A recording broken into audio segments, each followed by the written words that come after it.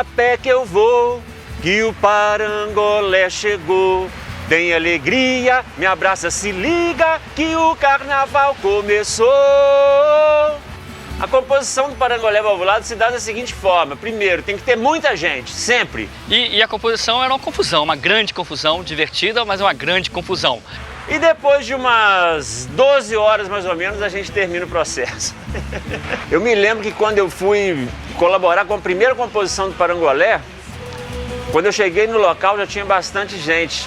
E o Daniel Goulart com o violão na mão, e ele me chamou: Roginho, chega aí. E a sugestão dele foi que o Parangolé desfilasse com um frevo e não com uma marchinha ou com samba enredo.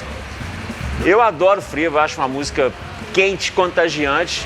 E isso aconteceu exatamente no ano que o frevo completou 100 anos de existência. Olha que legal.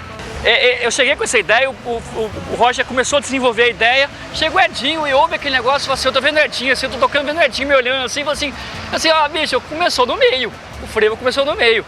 Mas como assim? Edinho? Não, me dá o violão. Aí pegou o violão e foi pra um canto. Aqui um monte de gente falando, confusão danada. Eu e o Roger tomando 30 pinga. E aí, quando chega o Edinho, vem com o violão na mão, com vem menina, pé que eu... Ah, sim, agora começou o frevo de verdade. Porque a gente começa do frevo no meio. E aconteceu muitas vezes durante a composição dos frevos, a gente começar o frevo no meio. E depois vinha alguém e consertar, colocar realmente um começo. O frevo do Mussum foi o que bateu o recorde, foram 14 horas de composição. E teve disputa, porque há pessoas que tinham uma ideia de como é que seria e outras pessoas tiveram outra ideia e depois separou os grupos, ficou meio assim uma disputa, depois juntou lá para as 2 da manhã, juntou tudo e tentamos juntar e gravamos para lembrar, porque ninguém mais conseguia lembrar no outro dia. Sabe quando você sente aquela energia de que alguma coisa vai acontecer? Era exatamente o que eu sentia antes de ir para esses primeiros encontros do Parangolé Valvulado.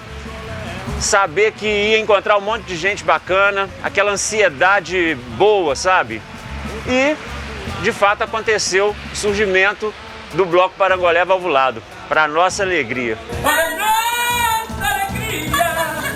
A gente se encontrou no meio ali daquela confusão que eram os primeiros ensaios do Parangolé, muita gente tocando, vários jogos de panela foram destruídos nesses primeiros ensaios. Foi assim, sem querer, foi um negócio meio sem saber, foi um negócio meio voluntariado. Assim, ninguém pensava, vamos ter um bloco, vamos ter 10 mil pessoas na rua, vamos ter um carro de som, nada disso foi pensado, tudo isso aconteceu.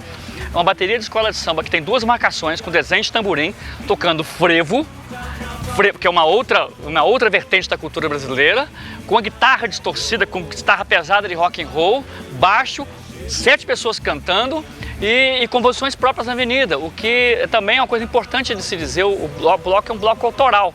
Então olha só, essa reunião de coisas todas, nada disso foi pensado, nada disso foi planejado. Tudo saiu assim, de maneira espontânea e maravilhosa, foi o que deu o Parangolé de hoje, que é o que existe, que a gente ama tanto. Parabéns, Parangolé! Desejo ao Parangolé Valvulado, nesses 15 anos de existência, muitos desfiles na Getúlio Vargas e muito frevo! Todo mundo servido, pode ir lá. Aplausos!